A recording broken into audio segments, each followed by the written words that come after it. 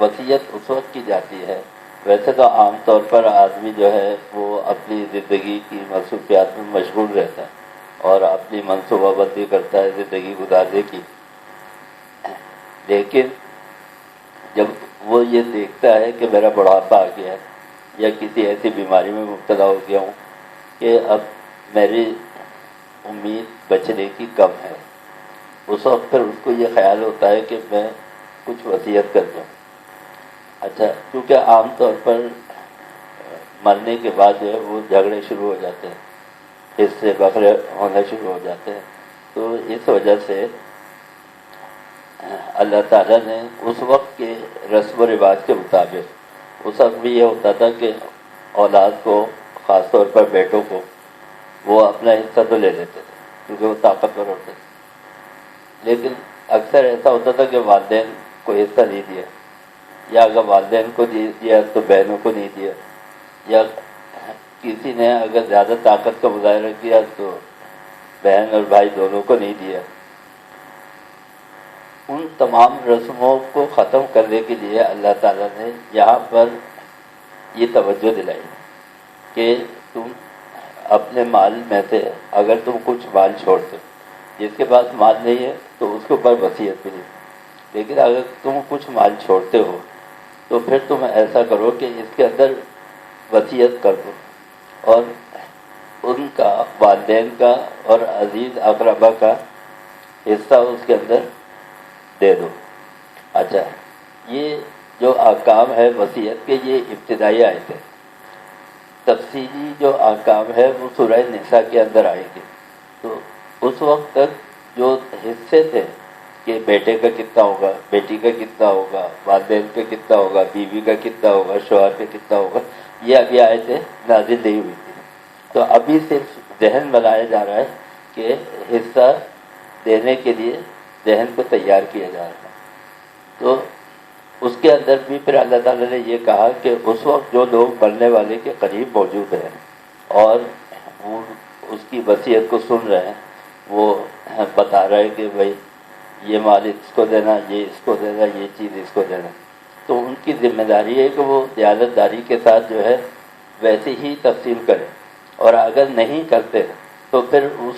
کا مرنے والے کے اوپر گناہ نہیں، بلکہ وہ لوگ کہ جو موجود تھے جن کو وصیت کی گئی ہے، پھر وصیت پوری نہ کرنے کی ذمہ داری اور اس کا گناہ جو ہے ان لوگوں کے اوپر ہوگا۔ اس کے بعد اللہ تعالیٰ نے کہا کہ ایک اندیشہ اور ہے، وہ کیا ہے؟ فمن خاف من موص جنفا او اثما، بس جس کو وصیت کرنے والے کی طرف سے فاصلح بینہم، کسی بے انصافی یا غلطی کی نشاندہی ہوئی ہو، یعنی ایسا ہے کہ اس نے غصے کے اندر اپنے کسی بیٹے کا حصہ نہیں رکھا، یا اسے کسی وجہ سے اپنے کسی بیٹی کو جائیداد سے الگ کر دیا، یا اور کسی وجہ سے کوئی ایسی صورتحال پیدا ہوئی کہ انصاف نہیں ہوا جس طرح اسلامی تقاضوں کے مطابق ترکہ تقسیم ہونا چاہیے تھا، وہ نہیں ہوا، تو پھر یہ جس کو وصیت کی گئی ہے یہ ان شرفا کو جمع کرے، یعنی خاندان کے جو لوگ ہیں ان کو جمع کرے، اور وہ آپس میں بیٹھ کے یہ رد و بدل کر سکتے ہیں۔ اسلام ان کو یہ اختیار دیتا ہے کہ وہ یہ رد و بدل کر سکتے ہیں کہ جو چیز اسلامی طریقے سے وجود میں نہیں آئی اور کسی کا حصہ رہ گیا تو وہ اس کو اسلامی طریقے کے مطابق تقسیم کرا دیں۔ فاصلح بینہم، اس غلطی کو جس کی نشاندہی ہوئی ہو کہ کسی کا حق مارا جا رہا ہے، اس کو جو ہے وہ غلطی کو صحیح کر کے اور حصہ جو ہے وہ دلا دیں۔ ان اللہ غفور الرحیم، اور اللہ تعالیٰ جو ہے وہ اس مرنے والے کے ساتھ پھر مغفرت کا معاملہ فرما دیں گے، اور وہ مہربانی اس کے اوپر ہو جائے گی، وہ عذاب سے بچ جائے گا۔ جس غلطی کی وجہ سے،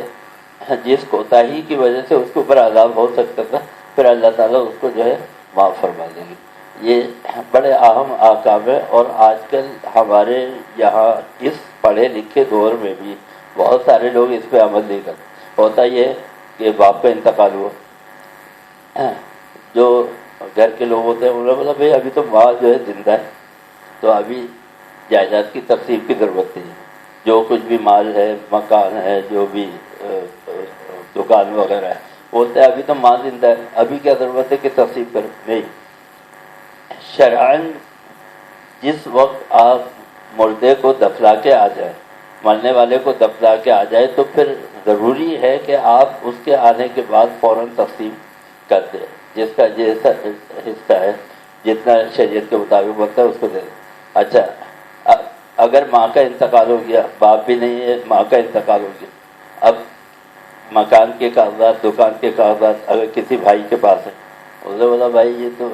بس سب مل جل کے رہیں گے، تقسیم وقسیم کی ضرورت نہیں، یہ ہوتا ہے۔ اسی طرح گاؤں میں، قبیلوں میں یہ ہوتا ہے، انہوں نے بولا بھائی یہ بیٹی جو ہے اس کو ہم نے اگر حصہ دیا تو یہ جائیداد اور یہ ہماری زمین جو ہے یہ تو ہمارے خاندان سے باہر نکل جائے گی، لہذا وہ کیا کرتے ان کو حصہ دیتے۔ تو لہذا کسی بھی وجہ سے اسلام کی شرعی تقسیم کو روکنا، اس میں رکاوٹ بننا، یہ عذاب کا اور گناہ کا سبب ہے۔ لہذا ہمیں یہ پتہ نہیں ہے کہ کب ہماری آنکھ بند ہو جائے۔ کبک و قمری میں جھگڑا ہے، چمن کس کا ہے، کل اجل آ کے بتا دے گی وطن کس کا ہے۔ ہمیں زندگی کے اندر ہی جو ہے اپنے آپ کو ہر چیز سے بری کر لینا چاہیے، اپنے دامن کو ہر چیز سے جو ہے وہ پاک صاف کر لینا چاہیے، تاکہ آخرت کے عذاب سے بچ سکے۔ اللہ تعالی ہمیں عمل کی توفیق عطا فرمائے۔ اللہم ارنا الحق حقا وارزقنا اتباعہ وارنا الباطل باطلا وارزقنا اجتنابہ، وصلی اللہ تعالی علی خیر خلقہ محمد وآلہ وصحبہ۔